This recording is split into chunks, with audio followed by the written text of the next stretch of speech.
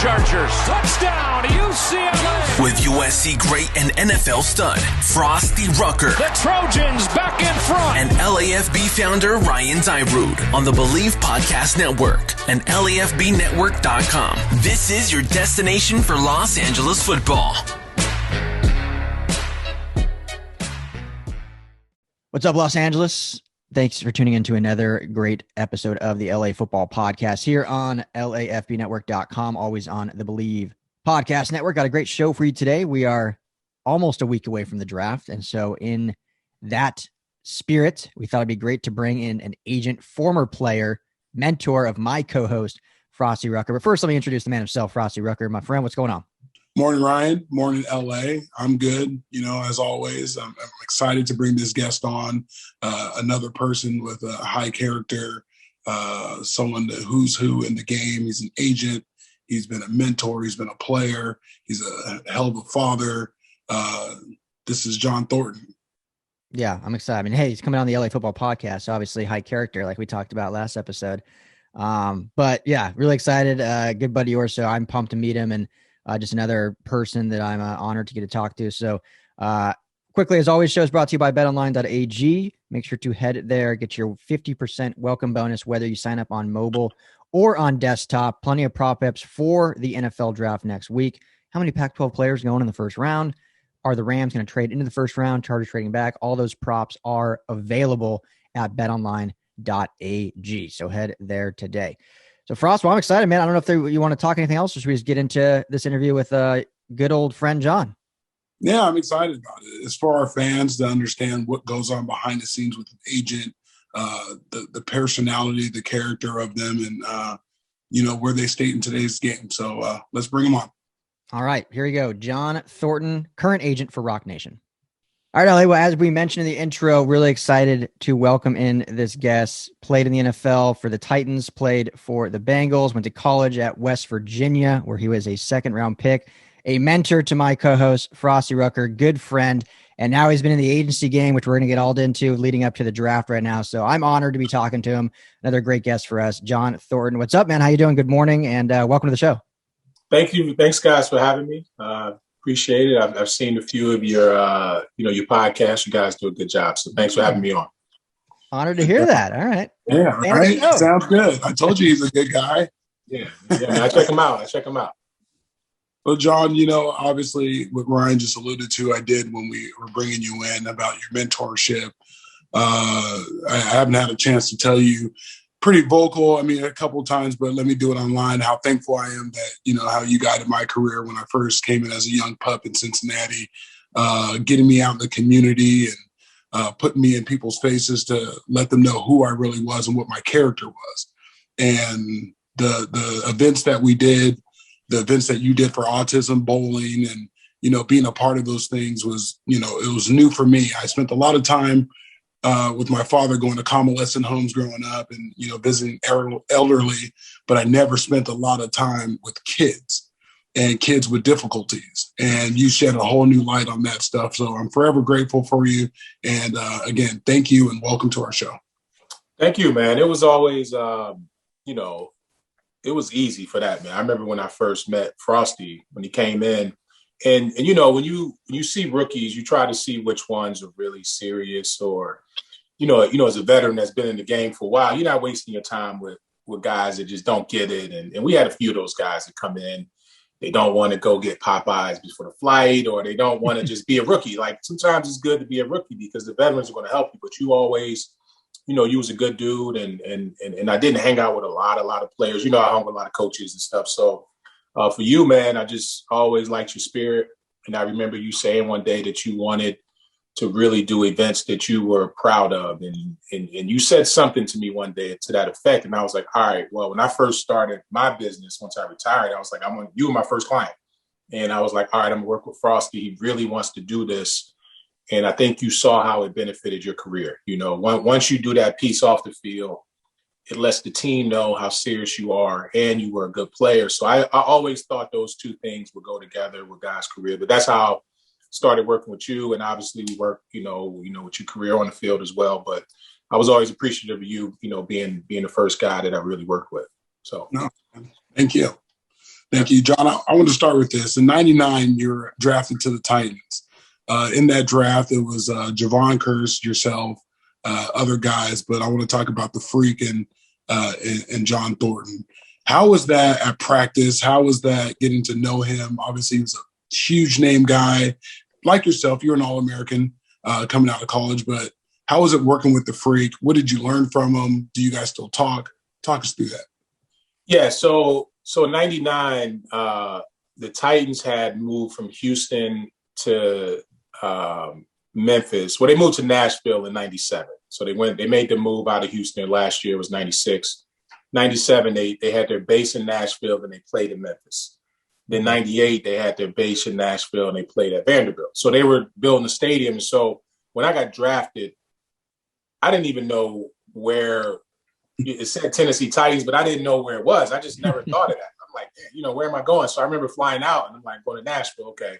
And you see the stadium almost done. And so once, you see who you're drafted with and you see Javon, and I knew about him, but I didn't know about him. And so fast forward, we get to mini camp, this tall, rangy DN, he might've been 240, 245. Really, he didn't want to play DN. Like, he never really had his hand in the dirt like that. And so just watching him grow and how Coach Washburn made him go against Big John Runyon. We had Brad Hopkins at tackle. By the time we came out of training camp, man, like Javon was just on a whole nother level. I mean, we saw him do things in mini camp and these little drills we had set up. His hands were so big, man. His vertical was like crazy. His speed was nuts. And so he changed the position, because really before him, it was a lot of bigger defensive ends. And he allowed the guys to be 245, 250, as long as you can set the edge and get upfield. So it was a pleasure, man. He made a lot of us a lot of money. And that's what I would say. I mean, he took us to the Super Bowl. He brought a lot of energy into the organization. And so I kind of was that, he was Batman, obviously being the first rounder. I was, Robin a little bit, but it took pressure off of me because I could just come in as a third defensive tackle and just do work, and I made the all-rookie team, but he was like an all-pro and a Pro Bowler. So it was good, man. Like I said, he made a lot of us a lot of money because everybody around the league wanted somebody from our defensive line, Speaking as a defensive lineman, what games did you prefer to run with the Freak? Was it a text game, air, exit, whatever the term? Text for sure.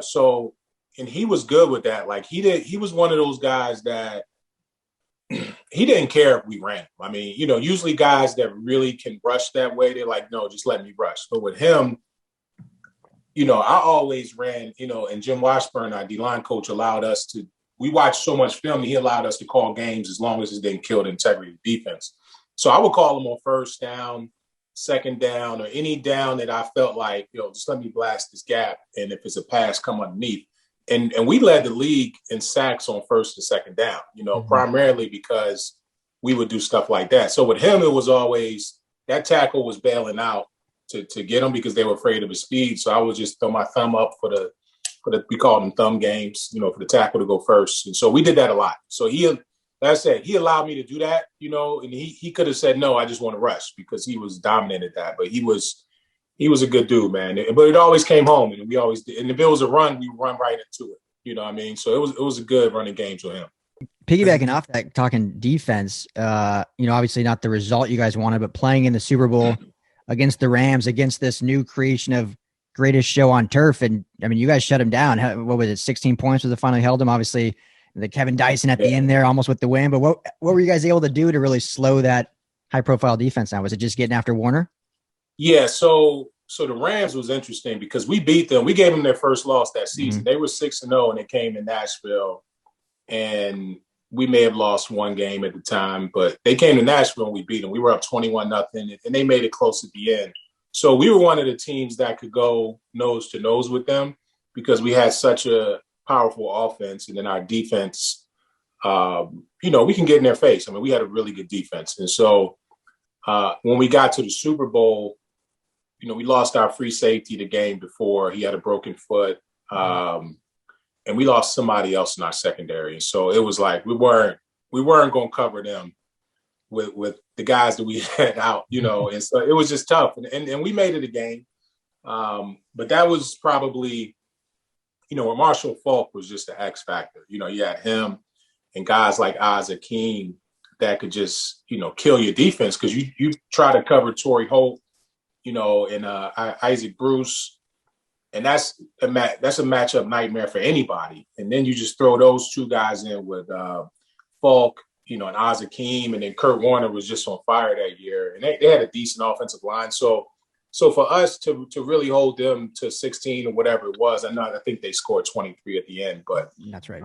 It was a good Super Bowl, man. And that was my rookie year. So that first half just kind of flew by. But the second half, I just remember Coach played me less. He was playing the veterans, and I'm just ready to go in, and I would get my plays here and there. But you can kind of see how serious the guys were. But the Rams were real. They were serious business that year, As a rookie, you probably thought that, hey, this is going to happen every year. Super Bowl, you get on a good team, you ride the wave, things like that. What could you tell a rookie now if they get success early? I mean, listen, in this league, you're going to struggle at some point, right? You can come in first year, like I always look like an RG3, right? And I don't mean to bounce around, but I always say like him and Andrew Luck came in at the same time. RG3 had amazing success his rookie year, right? Mm-hmm.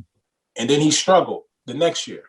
So, or you can come in and struggle your first year like a lot of guys do and do well the next year or do well in your third year. So I tell a lot of rookies, like, expect to struggle at some point. So even when you're doing well, you don't get too high, because it's going to come. Everybody's going to struggle at some point. And you're going to have something in your life, whether it's an on the field or off the field thing, and it's going to ding you. It's too many things that can happen for things not to happen, right? You got to be strong enough to handle that, because even on the field, if you go, we went to the Super Bowl my first year, and like you said, you think you're going to go every year. My next year, we had the best record in the league. We were 13-3. We were the number one seed. But we ran into a team that was just like us in the Baltimore Ravens. And they did the same thing to us that we did to Jacksonville the year before. Jacksonville was the best team in the league in 99. We beat them 3 times. And I think their final record was like 14-3, just all losses to us. And the Ravens were our kryptonite, because they were a tough team like us. And then they beat us and went to the Super Bowl and won it in 2000. So, I always say, man, with the rookies is that you just got to ride the wave. You got to ride the wave. Don't get too high, don't get too low, but you got to work. And because you're going to struggle at some point, and you know that. If you're not built for the struggle, then you're going to kind of, you're going to let the success get to your head. Because like I said, if you don't expect the struggle, then it's going to hit you, and you're not going to know why it hit you. You're not going to know how to get out of it, and most of the time, you don't have people around you to even understand that part of it. So they're going to be freaking out as well. So I tell all my young guys, listen, man, it's going to come, whether it's your first year or second year. Right. Again, this is NFL agent John Thornton on the LA Football Podcast. John, as we just talked about the instant success rookies get, how you tell them to just keep going. You can get it now, you can get it later. How do you tell them on the opposite side of that what the team would feel about them if they struggled earlier? How do you get your players to keep going through that stuff? I mean, as in this business, the higher you get drafted, obviously, the more chances you'll get. I had the 4th pick in the draft last year at Andrew Thomas, from the University of Georgia. Very good offensive lineman. He was the first tackle taken. People didn't think he would be. He went to New York. Now, he had some injuries and stuff like that, but he played through them. But it was no off season, no preseason games, and now he's out there first game against the Steelers, Bud Dupree and Jay, the Watt brothers, and so it's like then the next game is Khalil Mack, and so he went through baptism by fire early on, and he struggled some, right? And everyone's saying he's a bust, but he wasn't a bust. I mean, he just really never had the experience. He was plopped out there. And so guys like that, as good as he is, he's going to struggle. But the team stayed behind him because, number one, his demeanor and his work ethic, and he wasn't afraid. Like, it wasn't like he backed down from the media. He didn't back down from anything. He was just like, I got to get better. And I would talk to him after the games. I'm like, you good? He's like, yeah, I'm good, JT, man. I just gotta do this, do that. You know, it's a couple plays a game that I'm not. So I always told him, I said, listen, man, the team's behind you. And he knew that. The team was behind him. And he came out of it. The second half of the season, he was one of the better tackles in the league, you know. So if a guy doesn't have that confidence, man, that's going to crush him, you know, especially playing in a city like New York, where every article is going to be negative.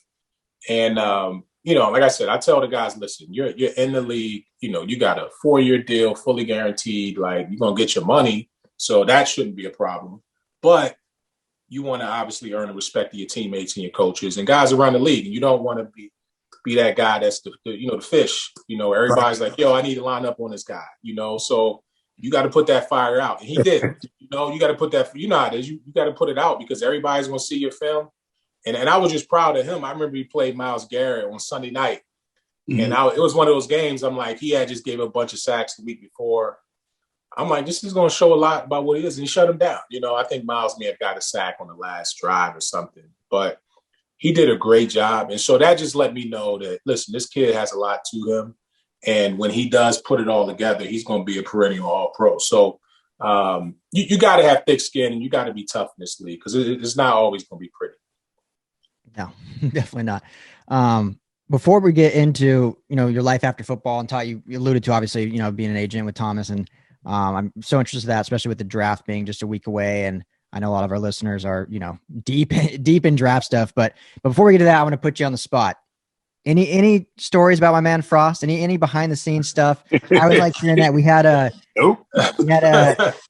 I know there's something. We had Coach Eric Henderson, who I think was there when you were there. We had him on a while back, and I remember he always joked like, man, Frost took a pay cut coming from USC to Cincinnati. Probably. Yeah, he probably did. Frost, you know what, though, man? Frost, I thought he could have played more when he was younger, because when he came in, he was like one of our better rushers, right? And so, you know, people don't know, when you play for Marvin Lewis, man, he's a technician, and he doesn't like any kind of freelancing. Like, you don't even have to get sacks. He wants pressure. He wants you in his face. So one of the things that Frostee did really well when he came in, and I noticed, was that he could beat any offensive tackle, but he would beat them inside a lot. Like, he had this inside move that was almost unstoppable. But Jay Hayes, our D-line coach, didn't like it. And so we would get in the meetings and Frost would beat his man. Like, no, Frosty, don't do that. And I'm like, man, y'all taking this guy's best attribute away. But that's just because of how our defense was coached. Now, any other team might allow that, and he could have been playing early on. But, you know, I just saw that they were almost handcuffing him. And I hated that. But and he was good, man. Frost was a good player when he was young. He would get banged up, when he get his chance. And so he couldn't really be a consistent player until it clicked in probably in about 2009, 2010, Frost. Right. It really kicked in for you. And I remember Marvin Lewis just hit me up and he said, thank you. He was like, hey, man, thanks for really helping Frosty, because I think he needed somebody to sort of co-sign, because when you don't put it on tape early on, man, it's hard to stick that way. And, with the Bengals really, they like Frosty, man. But I thought that they kind of handcuffed him early on. With his skills coming from USC, they just kind of made him, into a robot rusher after a while. But then he got his, he got his skills back, man, and he put it together and had a great career. John, it's funny you say that because I've had a chance to speak openly about, scenarios early in my career, why the late success, right? And to your point, this isn't how me and John are. We're not attacking anyone. It's not Jay Hayes' fault. No. It's not Marvin's fault. This is just the way they coach, and they want rookies to really learn how to play the professional game. It was very frustrating for me because I'm like, look, the move is working. Like, I'm getting them up the field. I'm at the level. I'm coming under. This is just, you took the fluidness out of me to just make a play. But I also thought that the opposite spectrum of that is that I was coachable because I actually listened to them. Did it at the end of the day help a lot of stuff with stats? Because John said it. It wasn't about sacks. It was about pressures and things like that. But as you're a professional athlete, you need the stats. Mm-hmm.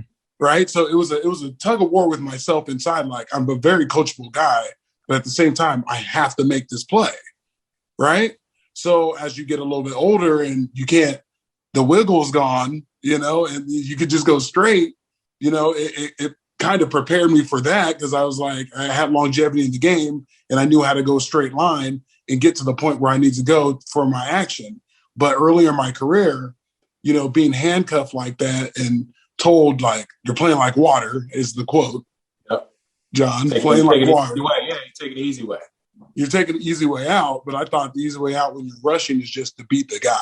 Mm-hmm. So, to your point, it was a tough thing for me because I'm seeing other people get success, and people that come after me were able to be freelancers. Carlos Dunlap, Gino Atkins. They're able. But even Carlos, it took a while for him to get on the field because of that, and that's right. What I think players have to realize who their coach is. Like, Marvin's going to keep you around if you play the way that he wants. So for you coming in, you're like, yo, I just beat him. But he's like, no, that's not how I want you to beat him. And you got guys, like, we were older, and I came from a system in Tennessee where we were sort of like that. We would beat you however we beat you, get the sack, we're happy. And Marvin was, at the time, on the other sideline in Baltimore. They had a totally different defense to us. We were both number 1 and 2 in the league, but we were more, right, wild, aggressive, Greg Williams style defense. And Marvin was like, yo, we're going to make y'all check it down. We're going to make, they didn't have as many sacks as we did. And we were like, yo, we got to lead the league in sacks. So once I'm glad I had that style early on in Tennessee. Then I got to Marvin in Cincinnati as I got older, and I couldn't do the same things, but he didn't care about that. He was happy with how I played.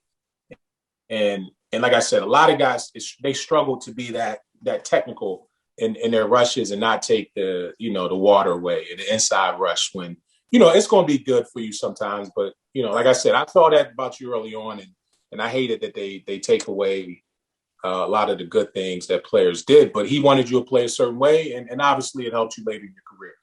It did. So there's a process behind it. You just got to, have the chance, Ryan, to play a continued years and, be an elder in the game to, see that. So I trusted the process. It was a very frustrating time, but, again, I had guys like John in my corner telling me, just be coachable, coach me. Don't worry about the other stuff. Just get coached. And, when you get your opportunity, just make the play.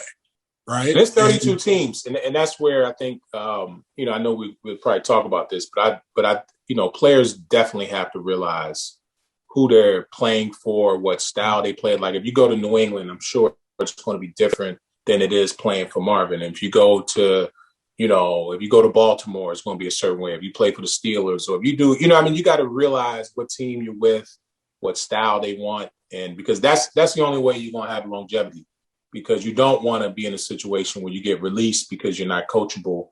And now you're out there on the street, and now you're just really trying to find your way. So I always say the best place to be is wherever you are, because guys have in their mind, it's 32 teams, I'm going to find a spot. Like, nah, they don't have a help wanted sign over there.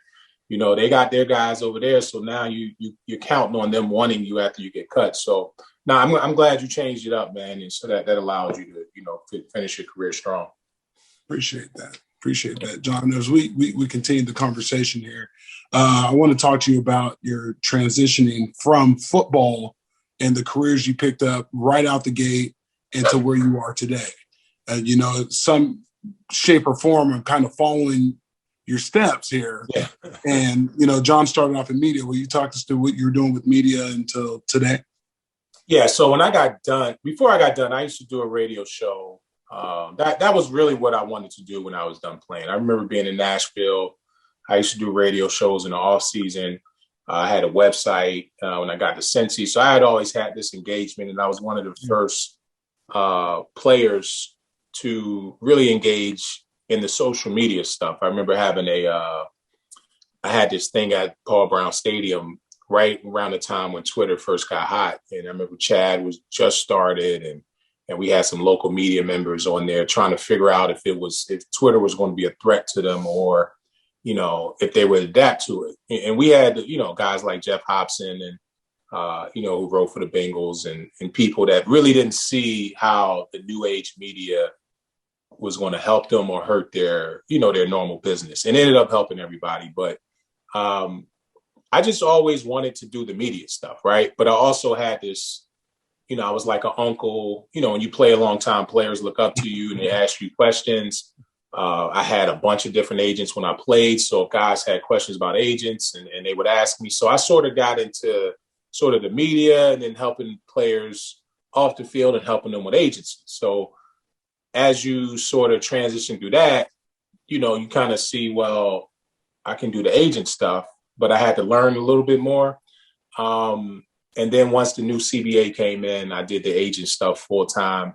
And then at that point, I couldn't keep doing the media stuff because you just know too much. I was working with you. I was working with Mike Johnson. I had Hugh Jackson and I got a Bengals show. Now, my Bengals show, I was really just giving that. I was like giving analysis of the game. Marvin and all of them would listen to the show. The front office, they would hit me after the show. I'm like, hey, man, you did a good job breaking it down. So I could keep the two separate.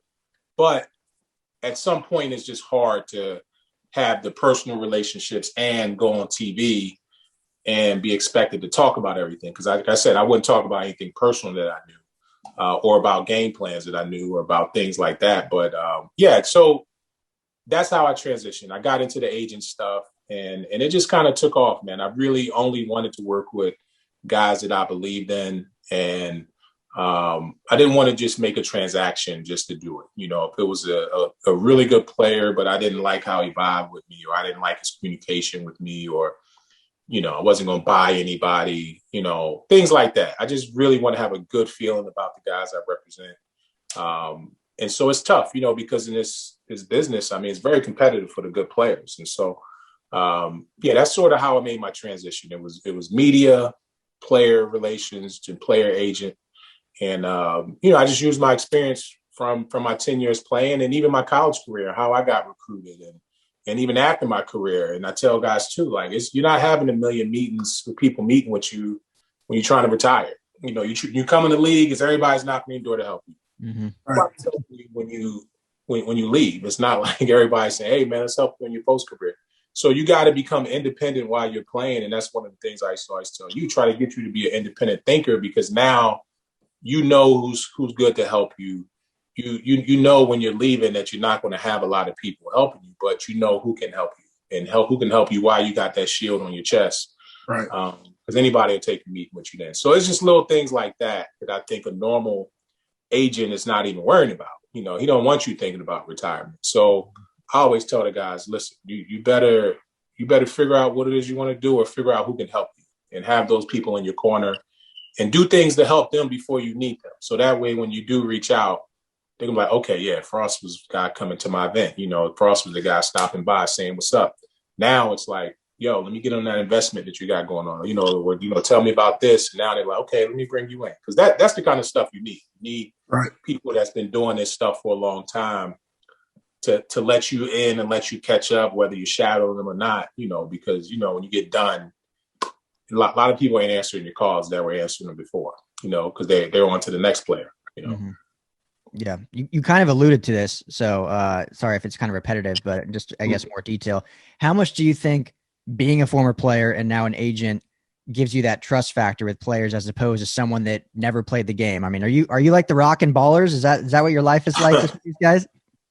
It can help. It can. I mean, but it's also it can hurt because there's been agents in the business that recruited me. A guy like Joe Siegel was knocking on my door in college. Tom Condon, who's, OG in the game. And he, I remember he came to my apartment and he didn't tell me, so I didn't open the door one time. But he's one of the biggest agents in the game, but these guys were recruiting me. And so I try to use my experience.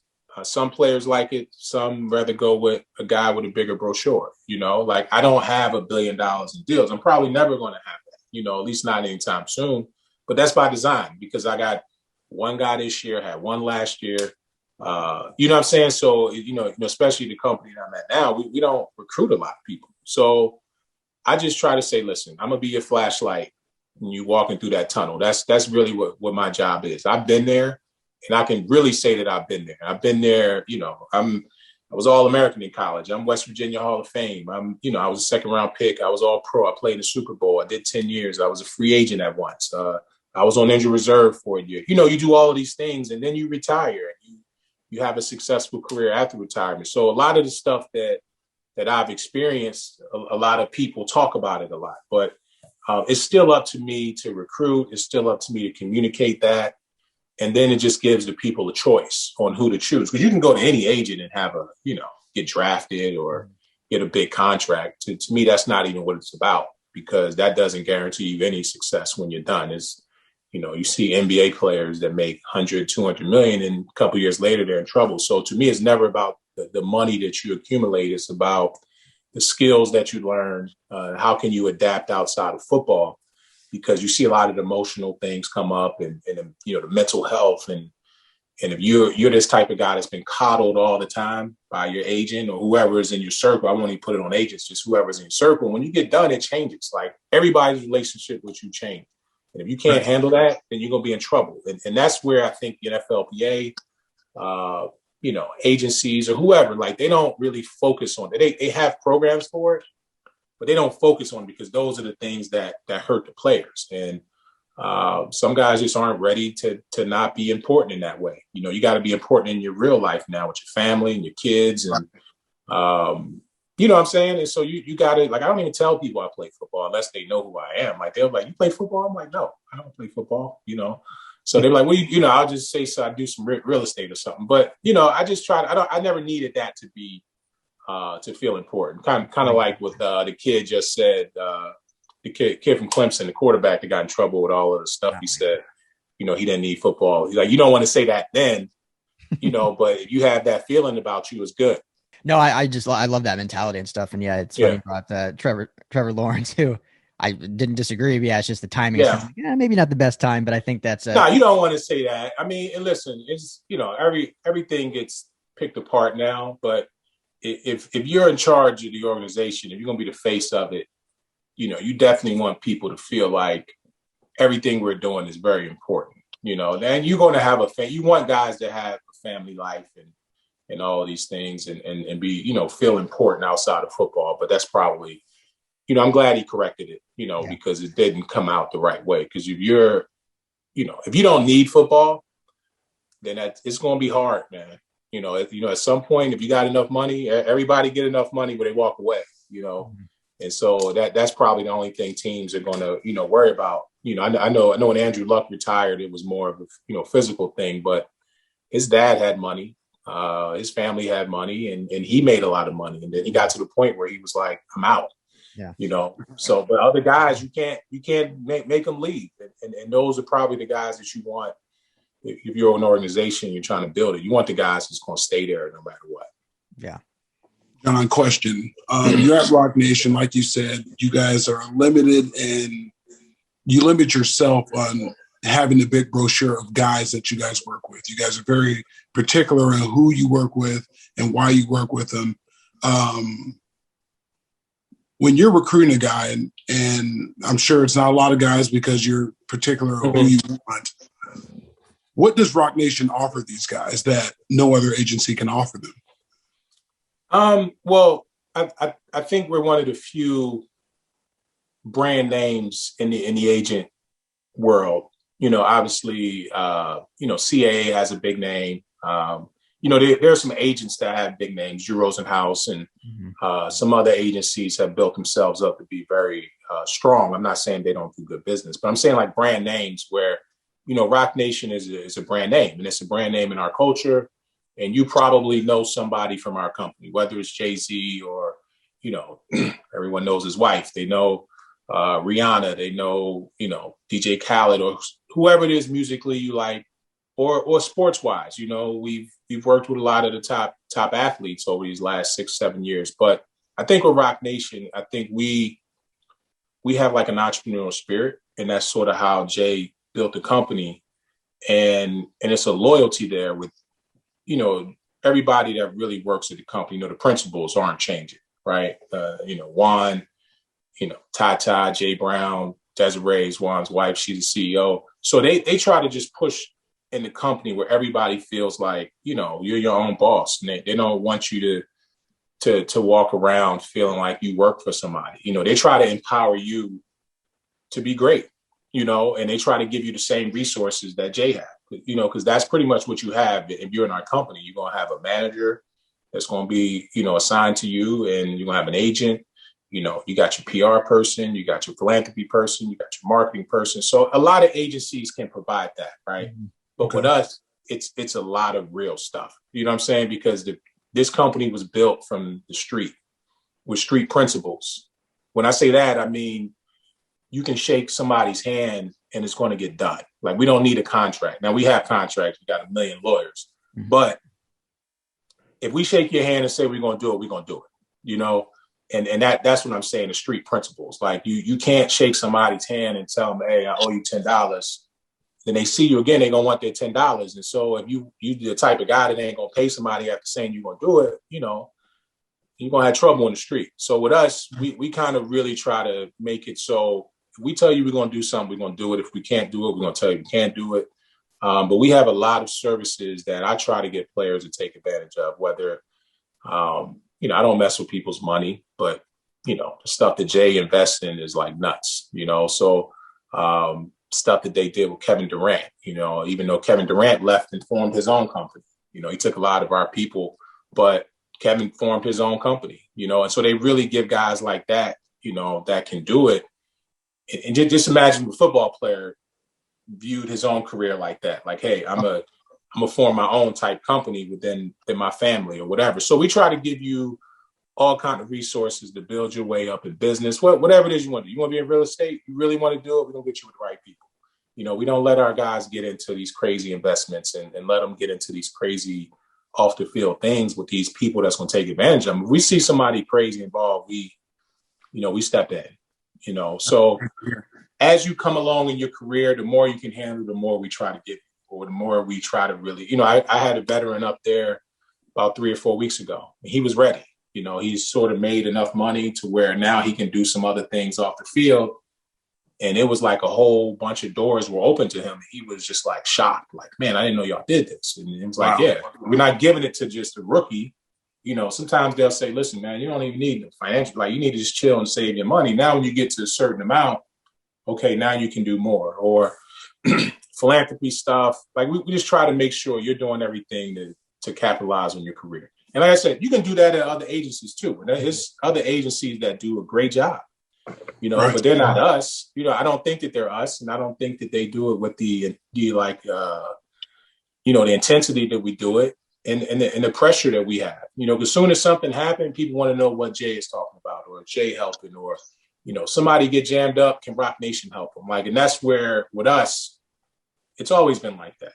You know, anytime we do something, it's good or bad, it happens. It's front line. So if I screw something up, it's going to be Jay-Z's Roc Nation screwed that up. You know, so when I operate, I'm going to operate in the right space, because I know, you know, I know that this place was built, and it was built carefully. So I'm not going to do anything to try to tear it down. So everybody here has a lot of respect for the company, and the company has a lot of respect. They take care of us, man. They do a good job with us too. So that's probably why we treat our guys so good. And I say this, all relationships don't work out.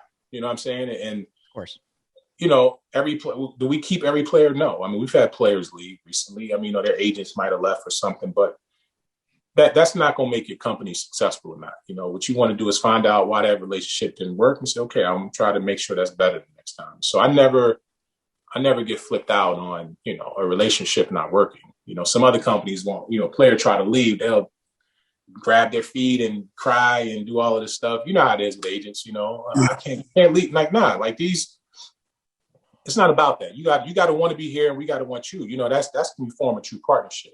Mm-hmm. You know, we're going to respect the hell out of all of our clients, you know, but if it's a situation where you don't want to be here, you know, then we try to make it work. And if it can't work, it can't work. You know, we're going to part respectfully. You know, we're not going to be talking about you. Hopefully you ain't talking about us. And so we just try to keep it real that way. But that's sort of us, man. We try to keep that mentality and take it to a sports world where there's a lot of BS in it. And so we just try to keep our principles straight in this crazy, you know, how sports people do things, you know. Yeah. If that makes sense. Hopefully, I know it's long. No, absolutely. Absolutely. JT, a question I had, when a kid in this process of picking and choosing who's going to be around him, who his circle is going to be, and that may be an agent, financial advisor, marketing manager, all that combined. I also learned as a player, and I'm sure you did too, when you didn't have anyone to ask for advice, what do you tell the kids' parents now? How do you educate them on this process? I just tell them, man, it's you got so many people coming at you. You don't know who's telling you the truth, right? So I could be giving you the blueprint for success, like 100%. I could be giving it to you, but you got 50 dudes hitting you up saying they got the blueprint. So everything I'm saying is getting watered down, and I feel bad for some of the people because they got to make their own decision. And if, like I said, I got to do a great job of communicating and convincing people that, number one, I got to have my own integrity, but hopefully the stuff that I say, it registers. And a lot of times it's not even to benefit me, it's to help them. Like, you should interview more than one financial person. You should do this or do that. Because I know where the potholes are. I know where they are. And I just try to help the families. Like I said, it's tough for them, but if they want to go off and do something different, then that's probably where the water's going to get a little bit murky, because this game is this game. It's not much to it. You're going to get drafted.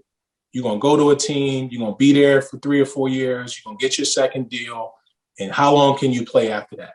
It's a lot of, you got to work out. You got to take care of your body. You got to do the massages, the chiropractors, eat right, save your money. Like all of these things, like the game is the game. Like that stuff doesn't change. So everybody will make it seem like they're doing this better than the next person, but you're really just trying to preserve what you have. And so when you need advice, hopefully the people in your corner can give you solid advice that doesn't necessarily always benefit the person giving advice, So if I can tell you something, man, you might need to work with this guy over here, do this and that. Like, I'm not making money on that, but I'm telling you, like, you need to work with this guy. Or you need to pay for this guy to work with you. Like, I can't pay for everything.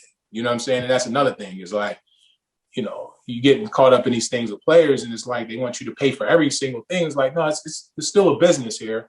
And so I try to teach guys that way too. Like, you got to treat yourself like a business. Like everybody's not going to give you everything. Now there are some people that's going to pay for everything because they don't want to lose their clients. But so to your question, I just tell the families, hey, listen, I'll give you a list of people, whatever it is you need, I can help you. You need a therapist? Boom. Do this. Or you need a person, you about to buy a house, let me help you with somebody that's like a real estate attorney. Or make sure your financial advisor is helping you get to the right thing. Because that's where you get jammed up. Right. The families, and I try to keep the families and the player together because a lot of times they get to the league and somebody separate them. Mm-hmm. Whatever your circle was coming in, we try to keep it. And that's the thing about Roc. We're used to like a J. Cole, just using that name. He might have a manager when he comes in, so he doesn't need our manager. But he might have a circle of 3 or 4 guys. So we keep those guys together because that circle is going to make J. Cole who he is. We're not going to say, J. Cole, you come here. Now we're going to separate you from your people. Now you don't have your own balance, So we're used to that in the music side. So when the athletes come in, we try to see who's in their circle. Like when I got introduced to Roc Nation through Geno Smith, we were sitting at the table and they was like, yo, is that your dude? Geno was like, yo, that's my, John and Fish, my dudes. Yeah. So we got everything Geno got. That's how I got to Roc Nation. Like 3 or 4 years later, they started watching me, but they were like, yo, anytime you come to New York, you use the office, you go to 4040, we got you. Like, but that's what we do. We try to keep your circle around you so that if you do get down or if you do go through these tough times, that's the people that's going to help you because they've been there from the beginning. If you get a whole new crew when you get in the league and you see it, you don't know who's there for what reason. And that's another pothole where players get. So I try to get a family's advice that way and the players' advice, and hopefully they listen. Some do, some don't, but it always comes back. I mean, I see it all the time where people get jammed up. Yeah, that's refreshing. That's good to hear. John, let me ask you this. I've always noticed, as long as I can remember, I guess at least since Michael Jordan, that NBA players, the individual is like the brand. Like other than the Lakers, the individual is kind of their own brand. and they extend that way. The NFL has kind of had that identity issue where it's always been the team first. And then now we're kind of starting to see with, TB12, Mahomes, these guys starting to do the brand. Do you at Roc Nation representing NFL players, is that something you're now kind of taking a focal on when you're talking to these guys? Like, hey, we want to make, yes, you're a team first guy. Like, I know that's important in the NFL still, but we want to make you the brand, all this outside stuff, make you like an LBJ, like a KD, like a Steph, where you're on a first name basis, not just the last name on your jersey for the Bengals or the Rams or the Chargers. Is that something kind of you've started focusing on and Roc has put out a focal point because of their portfolio? Yeah, I mean, Roc has built many brands. I mean, they can probably do that with the best of them from, Jay taking Tidal from a streaming service that everyone laughed at, and they sold half of it for $300 million a couple of weeks ago, or, taking Ace of Spade as, they didn't want to deal with Cristal and they made Ace of Spade and they took over that. And now it's one of the top champagnes in the world, or even Roc Nation on its own, it started that and now it's a huge brand. So everything that we try to do is, we tell players whenever you're ready for that, we're ready to help you. Everybody's not ready for that. Everybody's not ready to be a brand. If you're not a great football player, that's what you really got to focus on first. LeBron was obviously the chosen one.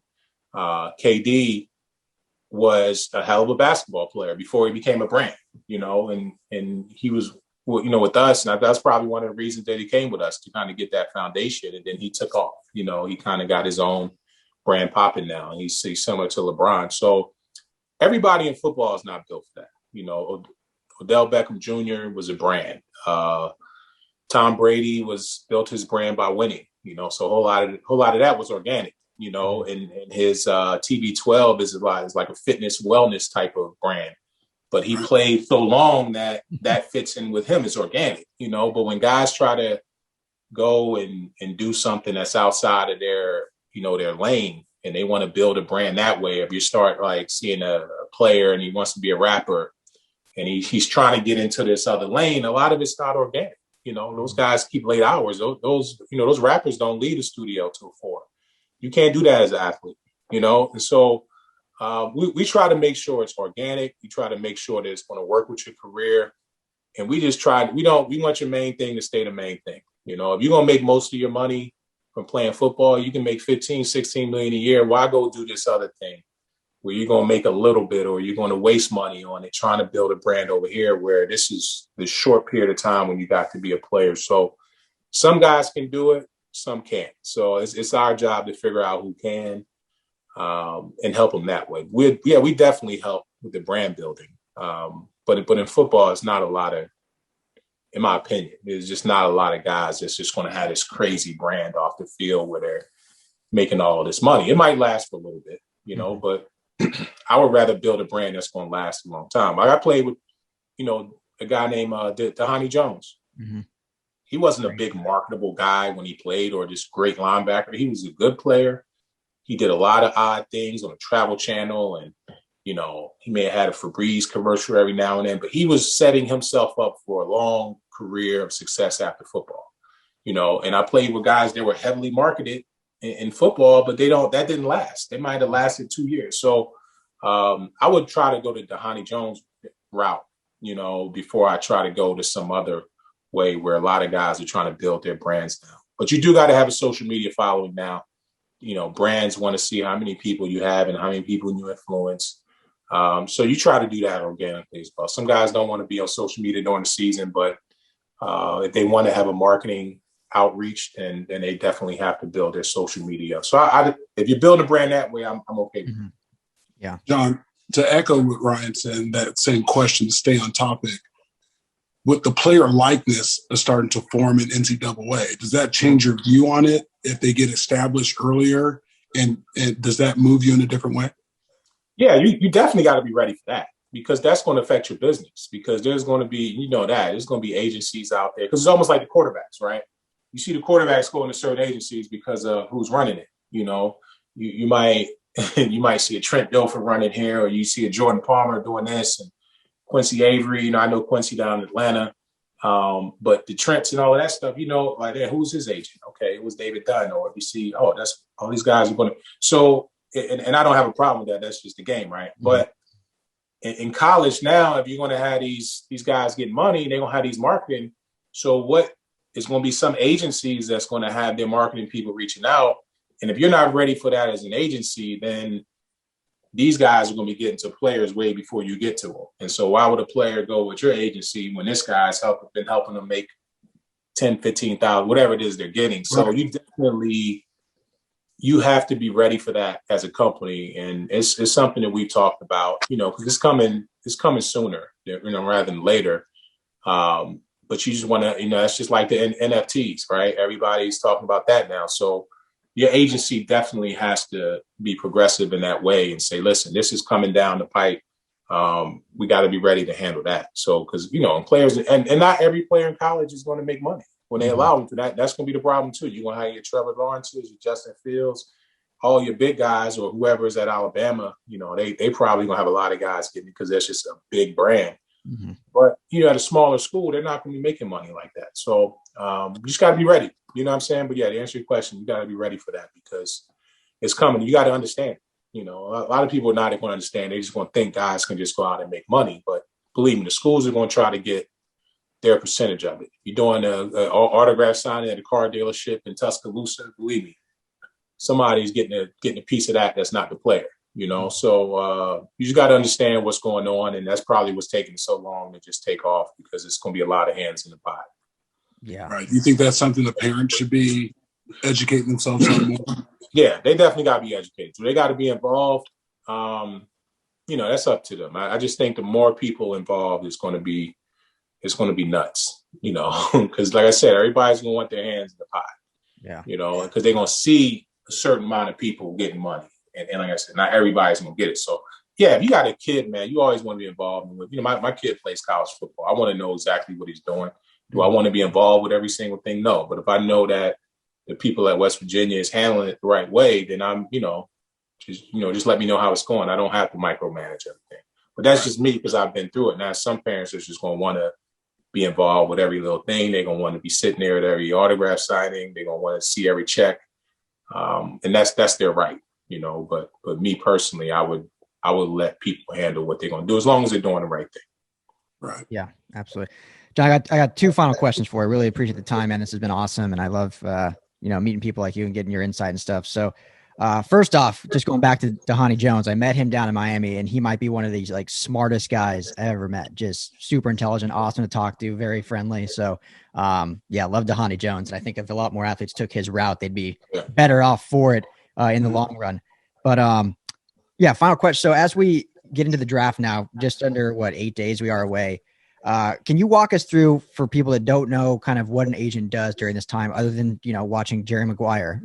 what is your kind of job like with, I know you said your portfolio isn't huge, but with your player, your couple players during this process, are you always on the phones? Are you hitting teams up? Or are you just kind of there to keep him, calm and cool and collected until the day comes?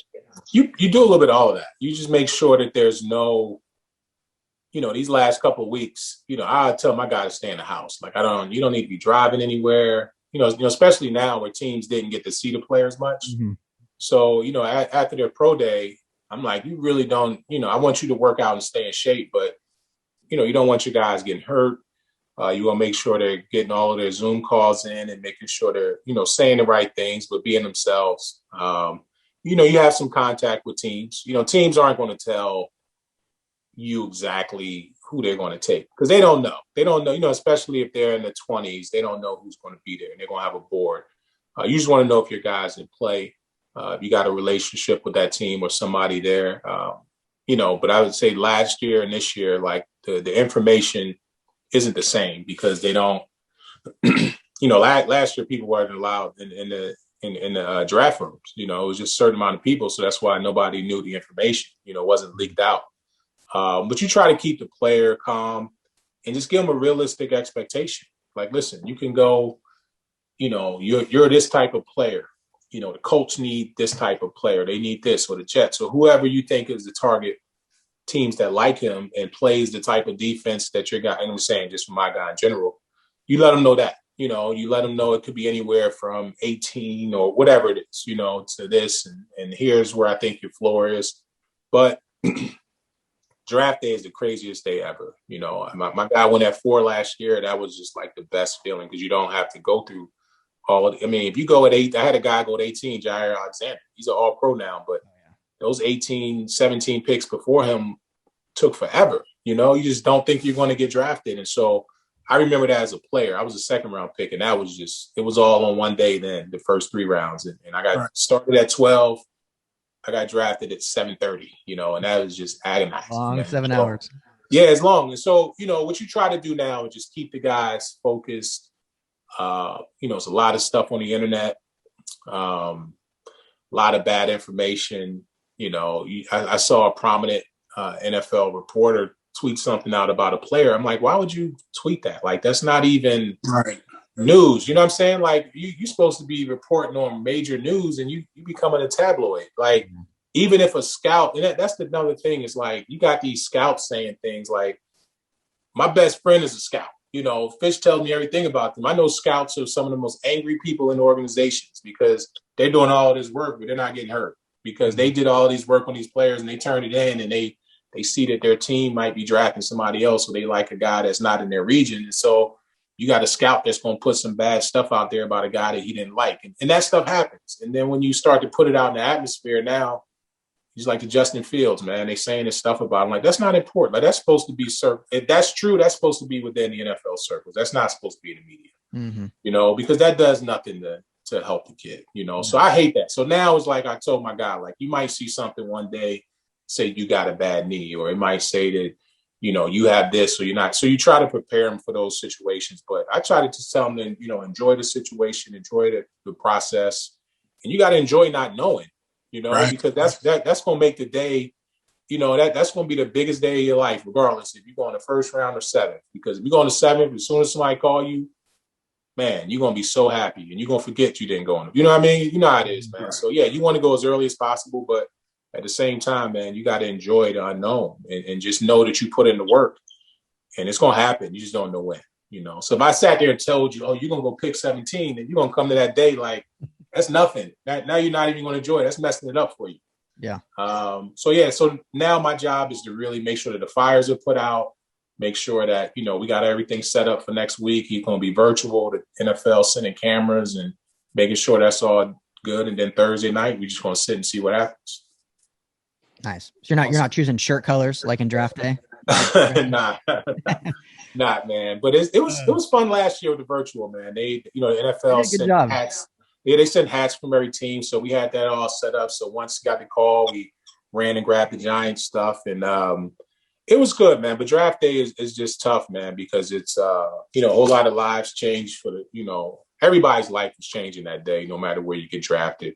Mm-hmm. But it's always fun to see the families enjoy it. So absolutely, so, I become a fan at that point as well. And like I said, the guys put in all the work, had nothing to do with me. So hopefully they get rewarded. Yeah, and they do. So, all right. Well, final question for me, and this is an LA football podcast. We cover the Rams and Chargers, and your son plays at West Virginia. We're all dads here on this call, so congrats on your kid's success. Always love seeing that.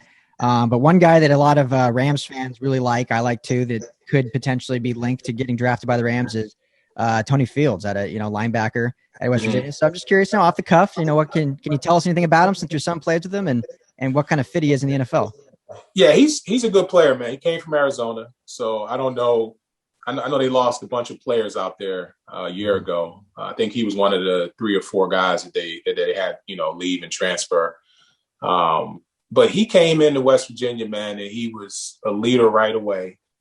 It didn't take him long to be a captain. He made a lot of plays. Like I watched him. I didn't know who he was, but he kept flashing. And I think it was about mid-season. I went down to see my son, and we sat down with Tony and his dad, good people. And I think he's going to make a team, and he's going to be fine. I don't know where he's going to get drafted, but he's he probably can get a little bit bigger, just to kind of handle the the linemen in the league. But he can go sideline to sideline, and that's good for the league. He has a good sense for coverage. I think he had a few picks. I know he had a big interception this year. You can just tell he understands the passing, the angles and stuff. But he's a tough dude, man. So I definitely liked him. I didn't recruit him a whole lot, but we sat down with his family, and and he's solid. He's rock solid. You know, I think they're from Vegas. You know, his family, so he trained out there from Combine. But he's a good dude. So if y'all get him, you know, it kind of fits what, you know, kind of the Rams. You know, they get the young guys. You know, they got the big money people, and then they need the guys that's not making much to be able to play well. You know, so they can keep their cap fine. And he would fit into that. You know, like that Corey Littleton kind of guy that just comes out of nowhere and can play a good 3 or 4 years for you under that rookie contracts that allows you to, you know, pay the Aaron Donalds and pay the Jalen Ramseys when you got guys that can come and flow sideline to sideline. So he would be the type of fit for them perfectly. Got it. Yeah. John, this is going to be my last question for you. Mm-hmm. So, like we just talked about, your son at West Virginia, you got Jalen Thornton at West Virginia, you got Ty Thornton, you got Rory, the young one that's coming up, the young GOAT, right? Well, what's going on in the nation? I'm going to have to ask you this, the social issues and whatnot. What do you tell your boys on how what to say and what not to say? What are the freedom that they have to be their own individual in these times? How do you parent? Well, with Jalen, he's just turned 20 and Ty's 17. So I honestly, man, I just tell them to know what they're talking about, right? And you can't learn it by just what somebody posts, because people will post half the story, half the video. You know, it can be, I just saw, unfortunately, cop shot somebody in Ohio and killed a young lady, 15-year-old, and like, oh, she just had a knife. Why they shoot her? Then today you start seeing a little more of it. You saw her trying to stab somebody, and you see all this stuff. So I tell my kids, wait till you hear the whole story and read about it. Read as much as you can about it before you repost it, before you do anything. You're allowed to have your own feelings, whether it's politically or about social issues, right? You know what's right.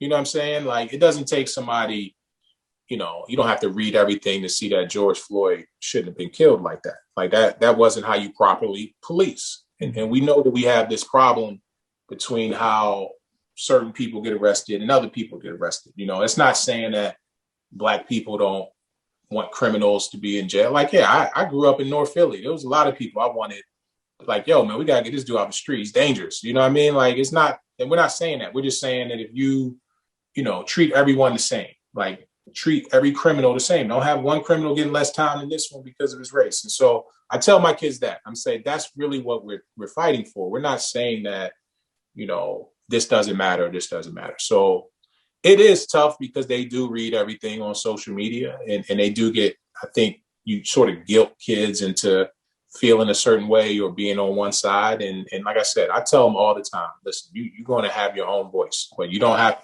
to follow me politically. Because I might not be right, or I might vote for this person or that person. But I took them into the polls with me to see who I voted for and why I voted for them. And I do the same thing with the social issues, and not everybody's comfortable discussing it, or not everybody can, they don't even have enough information. So it's tough when you got boys, man, that turn to men. And I tell them too, like, yo, you get pulled over, man, you better chill. Like, you don't know who's having a bad day. You don't know what cop is afraid or wherever it is, or, and so I know they have a tough job, right? But they also, they signed up for it. And you just don't want your life to be the one that pays for someone else's mistake. Oh, they grabbed a taser instead of a gun. Like, you dead, so it's tough, man. I just hope at night I don't get any phone calls, man. And, but I'm honest with them about what's going on. But I also want them to be free thinkers and not follow the crowd on certain things. But what's right is right. And that should be easy. Right. Mm-hmm. But the other things is like, yo, you form your own opinion about what you want to stand behind, so that's how I do it, man. That's how my dad was with me.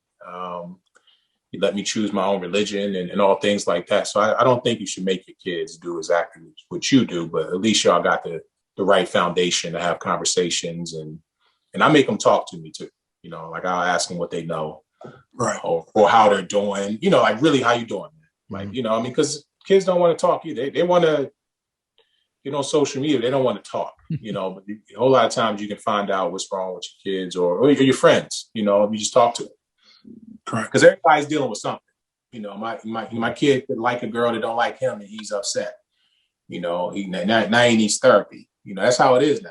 You never want your kids to be in that state and you don't know. Correct. There's a lot of kids that's out here troubled, man, and they go out here and do some crazy stuff and hurt a lot of people. But a lot of that could probably be stopped if we notice it or if we talk to them. So, it's tough, man. It's tough being a parent, but I think if we talk a lot to our kids, we'll be fine. Absolutely. Well, John, again, I want to thank you for coming on and visiting with me and Ryan. We got so much out of this. I know our fans and family, everyone that watches our shows, are going to really enjoy this. You're a staple for us. You're a leader for me, a mentor, a brother, a friend, everything that I can say that's positive. That's what you are to me. I'm glad to share this with everyone. Thank you, man. I'm proud of you, man. You've done a lot with your career, man, since 2006 when I met you. And, Ryan, I wish you guys continued success in your podcast, man. So thanks for having me on. Appreciate that, man. Yeah. Frost is one of the hardest workers I know. So I know he probably got a lot of that from you. So he's been retired for 2 years now. And I think he works harder than he did when he was in the league. Hey, man, you got to hit the gym too, Frost, man. Don't forget the gym. Make sure you get that workout. I'm working on it. With my travel schedule, man. Sometimes I'm tired, but I got to always remember to work on self. That gym, man. That gym going to help your mind stay fresh too, man. So it's good. And hey, John, if it, my company, the LA Football Network, if Roc Nation ever wants to partner or work together, my door's always open. Let me know. Hey, man, we've got to have that conversation. That's good. There we go. So appreciate you, man. Great. Right. Thanks, guys. Appreciate it. Thanks. Thank you. Thanks, man. Ryan, like I told you, man, we wanted to talk to an agent. We wanted to see what was really going on behind the scenes, draft coming up. What do you tell the parents? What do you tell these kids? How do you calm their nerves? Hopefully, our followers, our fans, our family, they understand a little bit more after talking to John Thornton. Yeah, awesome guest. Really fun learning about his history a little bit. I knew obviously he played with you in Cincy, and I knew a little bit about his career, but being able to learn more about it, get the, peel back the onion a little bit, and then now seeing where it's doing the agency and Roc Nation. I remember when they announced, I think they announced the sports division, back in 2013. It's crazy. It's just a few years ago, 7 years ago. Yeah. But I remember when they launched and it's like, oh, cool. I know Roc, they're, I know obviously Jay-Z, we know what they're doing in entertainment and, he bought part of the Brooklyn Nets and all this. And then, so it made sense, but seeing it actually become a fortified, legit, very, very good agency. That's, I think, one of the most respected in the business is cool. And it's cool that he's a part of it. So fun conversation for me. So thank you. Yeah. Having those young men have resources and, thinking life after football is a great thing. If you can simplify things for these athletes and let them be really great here, and the things that they're not really great on, help them in other areas that they have passions about. And that's what JT was for me as a teammate, and then a mentor to me, and being in the position he's in now to shape these young men's lives, to help them, like I said, with resources. It's so huge. So, I know they're very selective, but kids out there, if you're listening to the show, if you're looking for an agent, look for certain qualities that they have, the foundation that they're going to set for you, for your livelihood. Yeah. And selective is good sometimes, because that just means they're that much more dedicated to your process and your betterment. So love it, man. That was a lot of fun. So appreciate you getting him on, and hopefully everyone enjoyed that as much as I did. Real quick, Frost, before we go, I know, it's always summer here in LA, and sunglasses are a big part of everyone's life. So I got to talk really quickly about Kaenon. It's a great sunglass company made with Japanese optics that make their lenses clearer, lighter, and stronger. And they have Italian handcrafted frames that are impossible to scratch. Wow. I don't know if I believe that, but that's what they say. Impossible to scratch. I ordered some yesterday, so we'll see. Okay. I love it. And hopefully when you ordered it, you use the exclusive code KaenonCast15. That's KAENON Cast15 at Kaenon.com to receive 15% off on your first pair. That's KaenonCast15 at Kaenon.com. So sure did. Love it. All right, Frost. Well, hey, thanks as always. I hope you have a blessed day. Where can the good people find and talk to you at? Always at The Organic Frost. That's on social media. That's Instagram and Twitter. At LA Football Network also. You can find me there. We're on YouTube. And let's go. Let's keep growing, and let's keep showing out. Absolutely. So find me at Ryan Dyrud, LAFB on Twitter. Main account, like Frosty mentioned, at LAFB Network, everywhere on social media and on YouTube. Subscribe to the channel there. Drafts next week. I'm pumped, man. Excited to get into that. We got some big plans for it too. So But thank you as always. Appreciate you. Hope you have a great rest of your day. Yeah, you too, buddy. Talk to you soon. All right. Take care. Thanks, everyone. We'll talk to you here in a couple days.